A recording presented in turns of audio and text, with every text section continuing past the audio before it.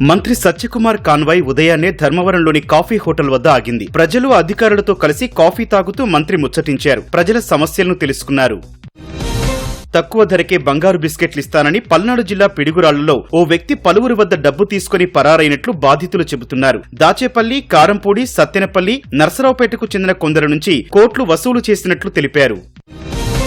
అనంతపురంలోని పాపంపేట పరిధిలో కోర్టు ఆదేశాలతో అధికారులు అక్రమ నివాసాలు కూల్చివేశారు. శ్రవణ్ కుమార్ అనే వ్యక్తికి సంబంధించిన 60 సెంట్ల స్థలంలో కొంతమంది ఇళ్లు నిర్మించుకున్నట్లు అధికారులు తెలిపారు.